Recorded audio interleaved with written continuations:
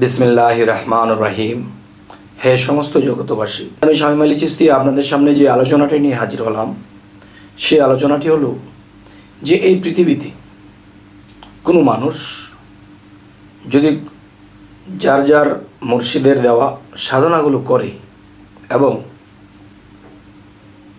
প্রেম ভক্তির দিক দিয়ে সর্বদিক দিয়ে ঠিক থাকে, তখন সেই মানুষটি কি কি গুণ লাভ করলে সে একজন কামেল পীর হবে।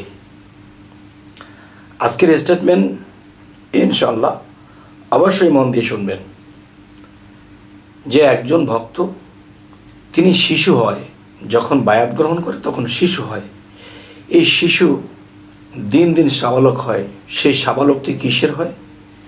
দেহের সাবালক নয়, সে জ্ঞানের সাবালক হয়।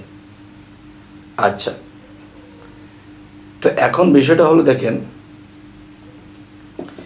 যে কি কি এবং কয়টা গুণ লাভ করলে সে একজন পীর হতে পারে। শুধু পীর নয়, কামেল পীর হতে পারে। কয়টা গুণ তার লাগবে?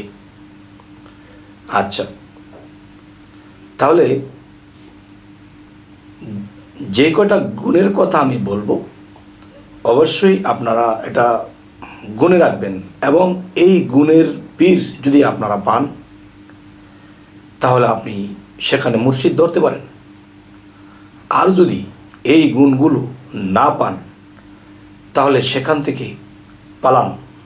কেননা এই জীবনের একটা মূল্য আছে।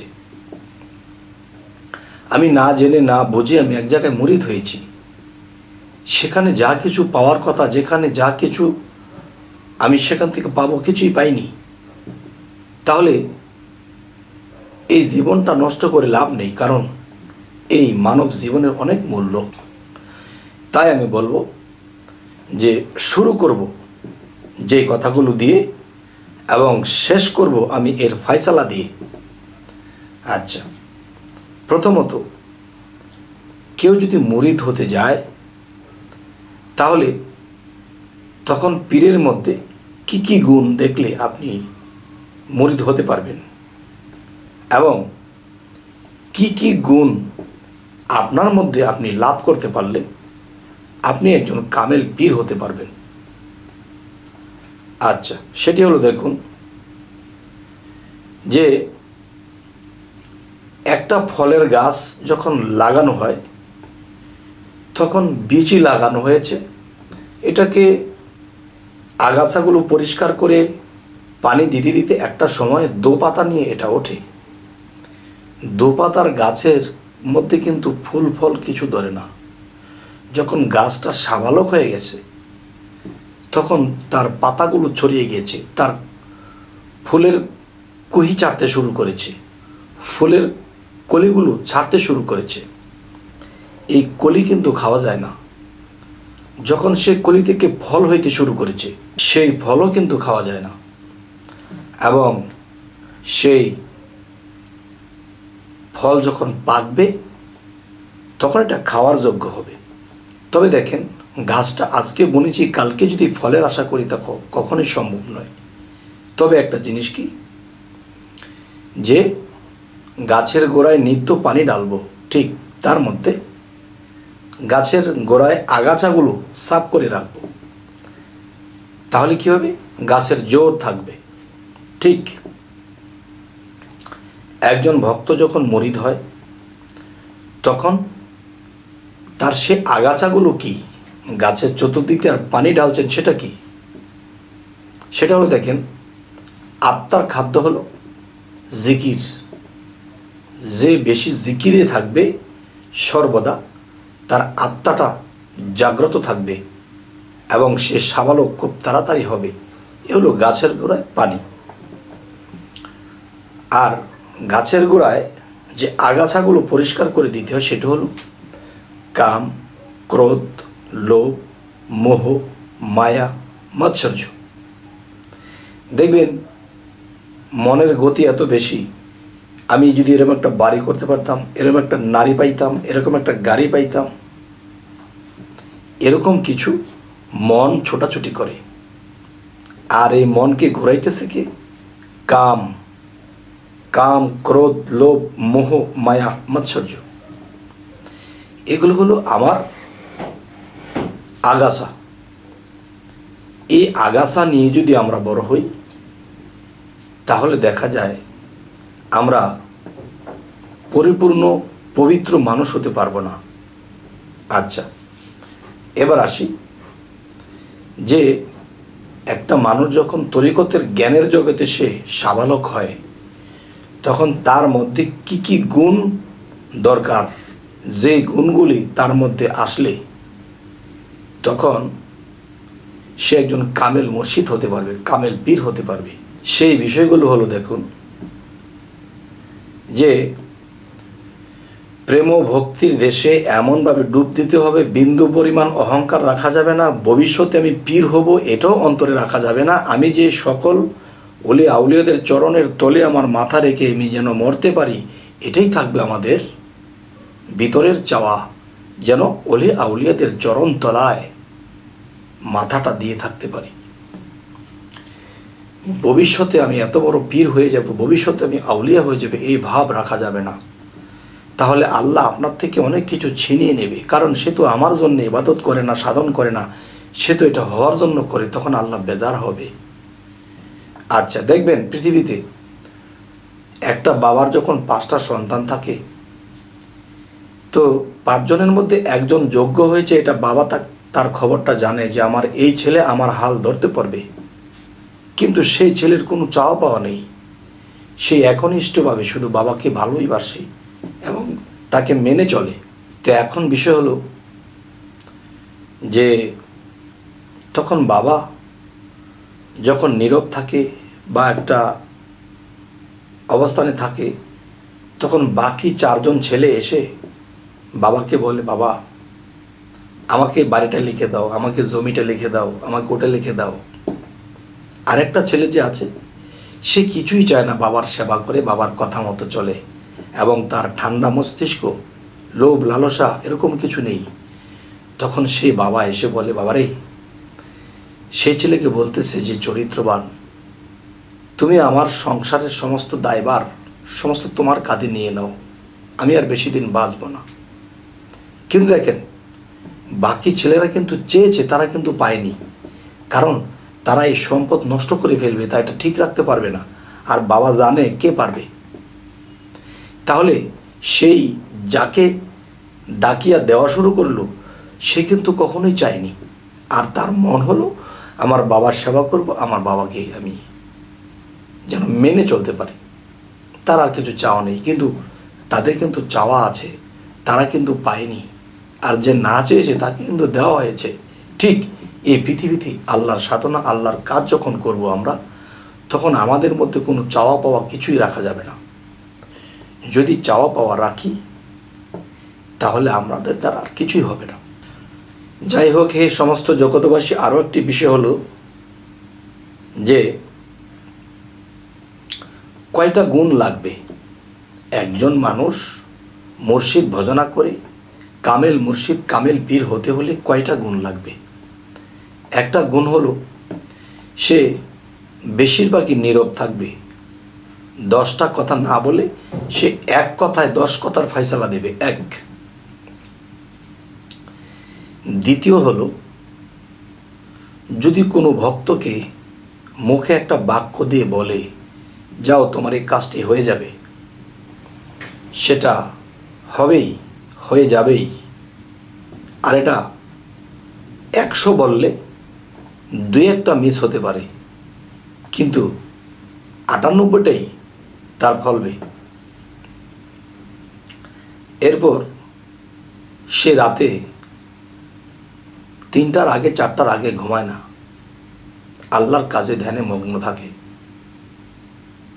এবং কেউ যদি কোনো স্বপ্ন দেখে আর সে স্বপ্নের ব্যাখ্যাটা যদি দিয়ে দেয়, হুবহু ব্যাখ্যার ফলাফল সেই ভক্তটি পাচ্ছে। যে আমার মুর্শিদকে জিজ্ঞাসা করেছি, এই স্বপ্নটা দেখেছি, আমার মুর্শিদ বললেন যে দেখো তোমার এই জিনিসটা ঘটবে, সেটাই ঘটেছে। আচ্ছা, এরপর কাউকে সাধনা দিয়েছে, বাবা তুমি যদি এই সাধনাগুলো এই নিয়মে করতে পারো তাহলে তুমি এই জিনিসটা দেখতে পাবে, আর এই নিয়মে যদি করতে না পারো তাহলে দেখতে পাবে না। কেউ দেখতে পেরেছে ওই নিয়মে করে। এবার আসি যে সেই ব্যক্তিটা সারাদিনে দুবেলা যদি খায় অল্প,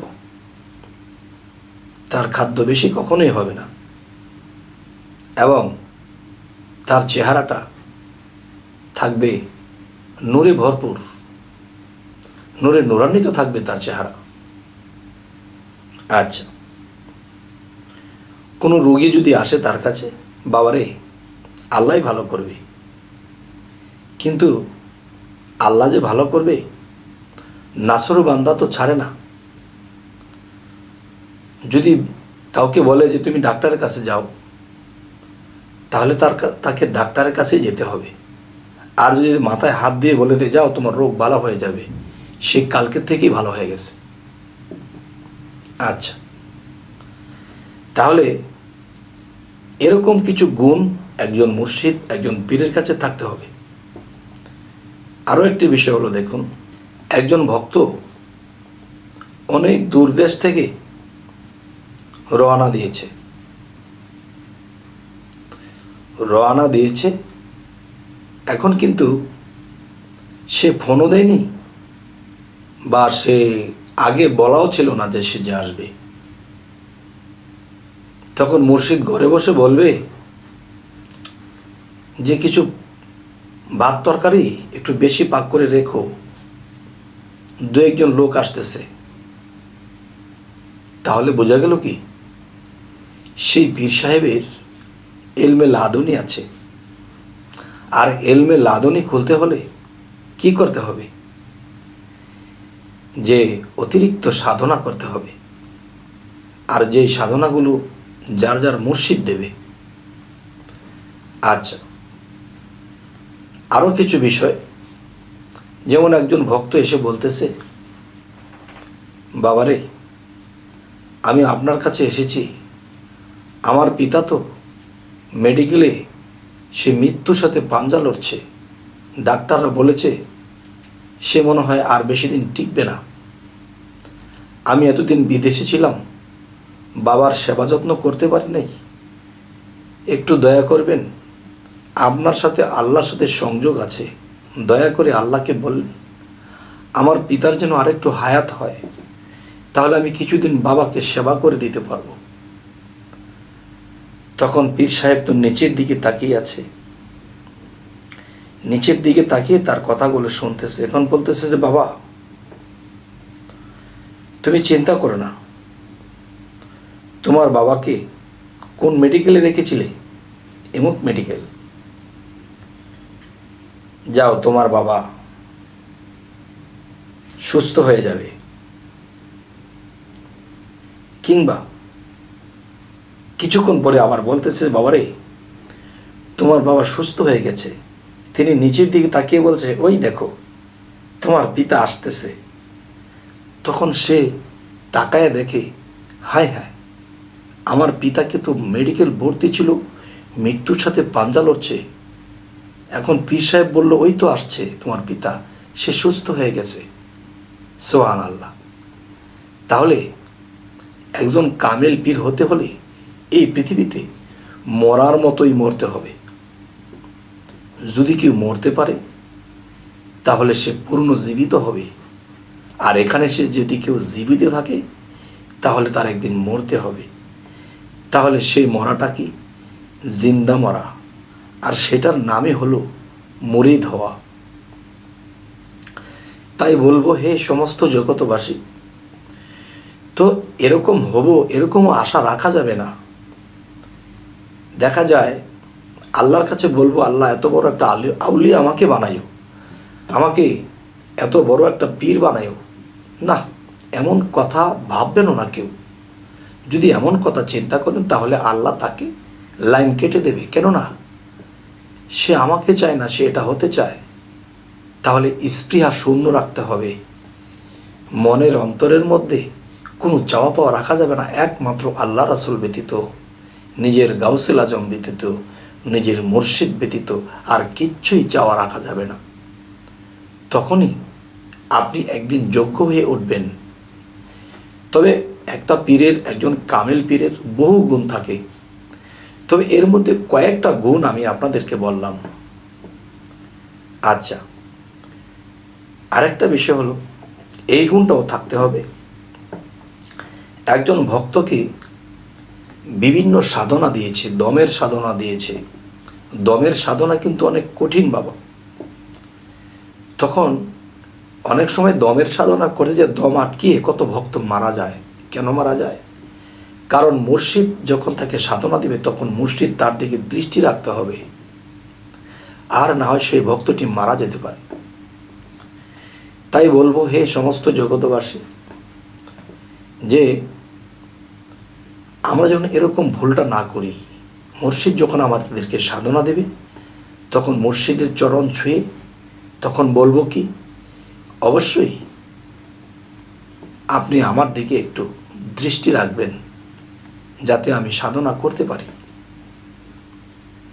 তখনই সেই ভক্তটি নিয়মিত সাধনা করতে করতে একদিন অনেক উচ্চ লেভেলে উঠে যেতে পারে, আর সেই ভক্তের মুখে তার মুর্শিদ কথা বলবে। তবে হে সমস্ত জগতবাসী, আমাদের চ্যানেলের আলোচনা ভালো লাগলে অবশ্যই সাবস্ক্রাইব করে নেবেন, এবং কী ধরনের আলোচনা আপনারা চাইছেন তাও আমাকে বলবেন, কমেন্ট করবেন। অবশ্যই সেই ভিডিও দেওয়ার চেষ্টা করব। তো সকলেই ভালো থাকবেন। আল্লাহ হাফিজ।